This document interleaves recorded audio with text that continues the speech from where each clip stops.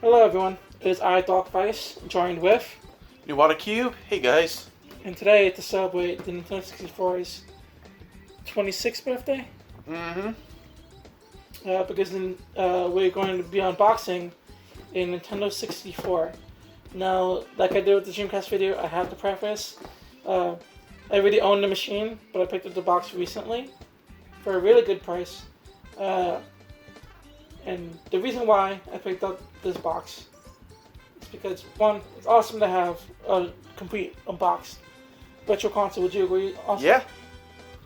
But this box also has a lot of memories for me, because this box is the same style box that the 64 that we first got when I was younger came in.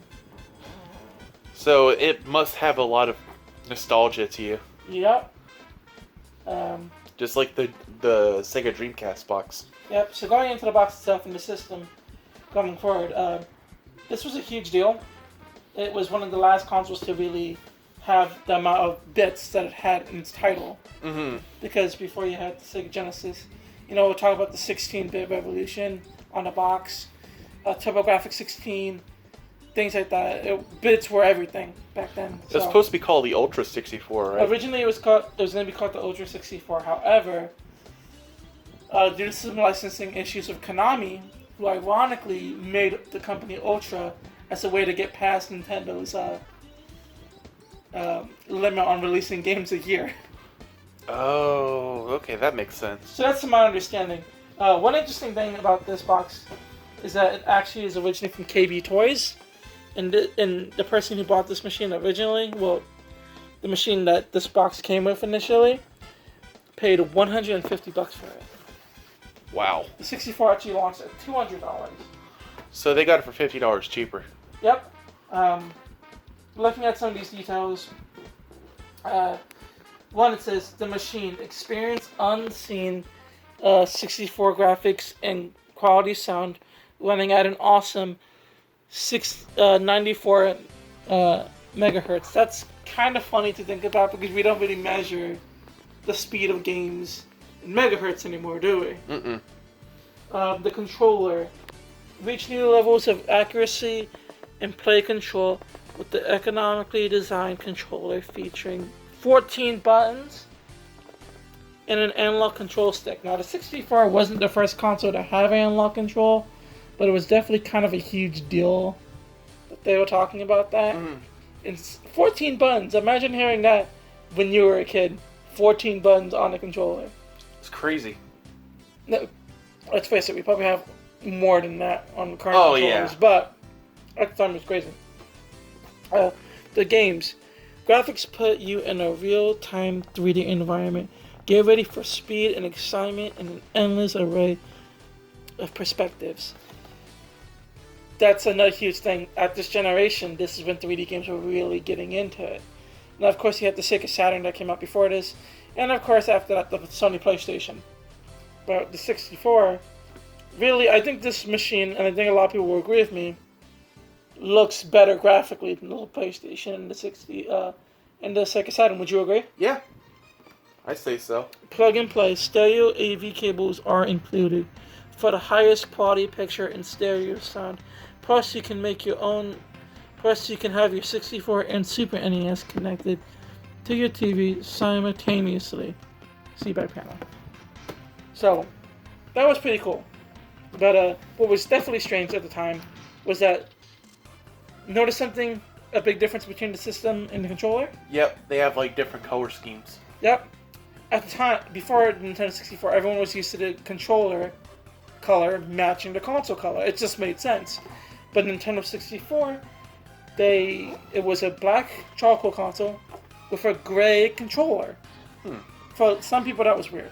Yeah. And before the 64 even came out, they had really released controllers before they actually released it. So I know one of my favorite YouTube channels and a friend of mine, Robman, he talked about it when they were talking about the Nintendo 64, Mario 64 video, that he actually bought the black controller so he could have the black controller with the black system when it came out. So, looking at the top of the box, you can see some of the big characters that were kind of a big deal for the 64. You have Full Gold from Killer Instinct Gold. You have Bowser, Mario, and of course a Stormtrooper. Now, having any Star Wars character on a box was kind of a big deal because Star Wars is huge. It was huge back then. It's okay now. Like, I know the Mandalorian. That can be a whole nother debate for another video. Yep. But as you can see on the top, it says Nintendo 64, the fun machine. And man, was this the fun machine. Yes, it was. One thing you'll notice is that this is blue, right? Or purple. Yellow, and here you have it talking about the controller. 14-button controller provides ideal layout for any type of game. Now, a lot of people were confused by this controller, right? Because it's a weird-looking controller. It is. But we'll go into that when we get to the controller. But here it is, images of the different controller, and here it shows that you could buy a memory card. Yep. Which you could put in the back. Most of the games, because it was on a cartridge, didn't require a memory card. Right.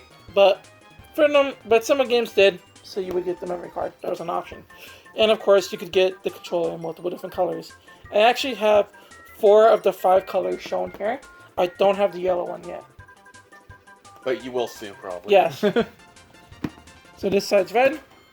This side is green. Again, just like the top, you see the 4 characters displayed as well as the Nintendo 64. And of course, right here, red. And again, Nintendo 64, the fun machine. And then looking at the back of the box, you see the advertisements for games. Now, when I was a kid, I would look at this box constantly when my siblings were playing it. I don't know what it was, but just looking at the games and these still images, it just kind of got me excited in a way that was strange because they had the games, but I was looking at the box instead. Mm-hmm. So I guess this is my graphic design mind going crazy looking at it. Like, you had Killer Instinct, you had Super Mario 64, Shadows of the Empire, Cruising USA, Pilot Wings, all great games. Mario 64 and Pilot Wings were actually the only North American launch titles. Really? When the system first came out. And of course you have the barcode, and you have the barcode of the system itself. And then you have more technical questions in regards to the console. Opening up the box.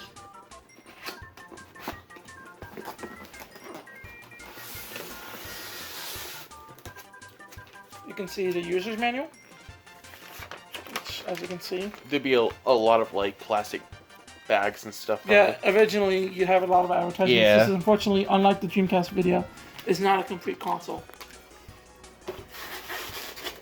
But we have all the content. Going into it, you'd see the machine. Would you agree that this is a pretty unique looking machine? Oh yeah, no, I think it's a cool design. Yep. But when you look, we talked about how it was weird that the controller was gray and the system charcoal. But when you look at it, it actually kind of makes sense because this is gray, same gray as the controller, and of course the 4 controller ports. Right. This wasn't the first console to use 4 controller ports. Oh. I believe it was the Atari 7800 that actually had 4 controller ports before this. And there may have been consoles before that, I'm not entirely sure. But this was an excellent console for gathering around the TV for player multiplayer. You had games like Smash Bros. Yeah, you had games like Smash Bros. But early on, you had games like Mario Kart, which we're going to go over in a bit, as well as 007 GoldenEye, and a lot of first-person shooters like Turok. Looking at the back of the machine, a lot of people back then complained about the power bricks and how massive they were. So Nintendo decided you're just going to stick the power brick itself into the power supply, yeah. Yeah, and pull that out. Okay. This is an aftermarket one, obviously, but the nice thing is it would just clicking like that, and you'd have a normal plug at the end, so you didn't have to worry about this power supply taking up space on your power strip. Yeah. And then of course you have the multi-AV out, which was the same one that they used on the Super Nintendo. Yep.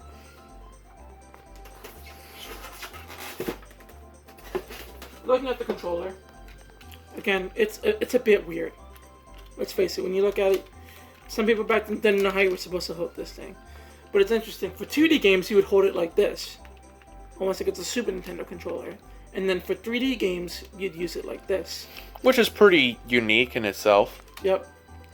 People didn't realize that at the time. You're never supposed to use both of these at the same time. There were some weird games that would allow you to do that, but you would never. That's not what this was meant for.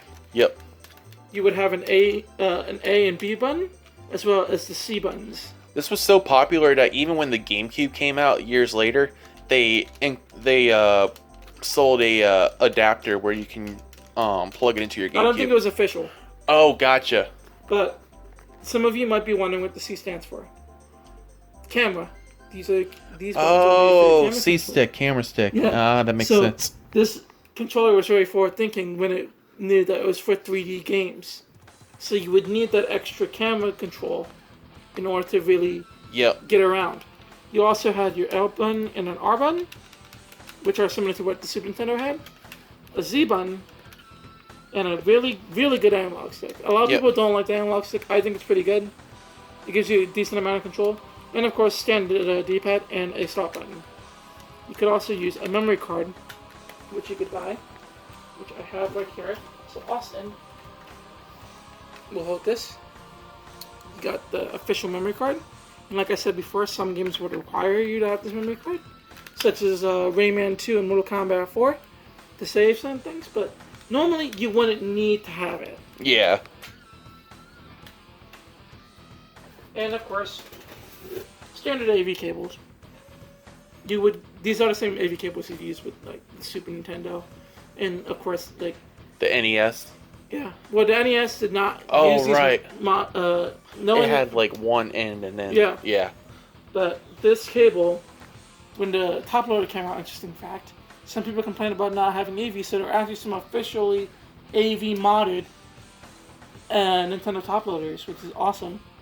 I would like to have one day, but that's not going to happen. I'll just stick with my AV top loader. They're probably expensive too. Oh,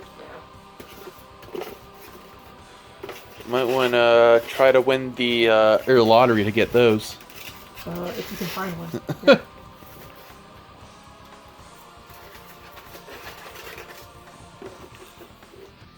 So looking at some of the games, the two games we first got were Super Mario 64. Yep. And one thing I want to point with the box. Remember the theme with the box? Blue. Yep. Yellow. Oh, Green. so they kept that theme with the boxes. Yep. I didn't even notice that. So Mario 64 and Mortal Kombat Trilogy. Now, we got the games before we actually got the console. Before we knew we got the console. The idea of that was, it was explained to me that the idea was, we got the games so we knew we were going to get the console. We were told they weren't able to get one. But lo and behold, they actually got one and we were surprised later. Oh. But it was kind of crazy, the fact that we had the games, and we didn't even know we had the machine yet. Yeah. But this game blew me away when I was younger. My first time playing this was on the DS. Yeah, but the graphics on this, we had never seen anything because we were still used to the Sega Genesis. Yep. And the Sega Saturn had some pretty good 3D stuff, but it could never do exactly what the Nintendo 64 could do because it was just that much more powerful. Yeah. There was Silicon Graphics that provided the graphics chips for the Nintendo 64. And they were known for really high quality workstations, but the bright colors, it was literally like you're playing a cartoon when you would play this game. The music was really good, it was really catchy, and it just did a lot. It showed off what the 64 could do. Yeah. Full 3D levels, it was pretty incredible, right? Yep. The next game we played that night, which, fun fact, I was terrified of Mortal Kombat as a kid. Mortal Kombat Trilogy. Now, this game, yeah, I was afraid of it, but even then, I wasn't very impressed by the graphics. It kind of just looked like a Super Nintendo game. Now, obviously, it looks a bit better than what a Super Nintendo game would be. But at the time, it was just, I don't know, the sound is very compressed. I really like it now than I did back then. Mm-hmm. I think it has great gameplay, but I think there are definitely quite a few setbacks that hold this game from being as good as, say, the PlayStation version or the Sega Saturn version. But overall, if you like Mortal Kombat and you like the Nintendo 64, I recommend getting this one. It's definitely a tough game though.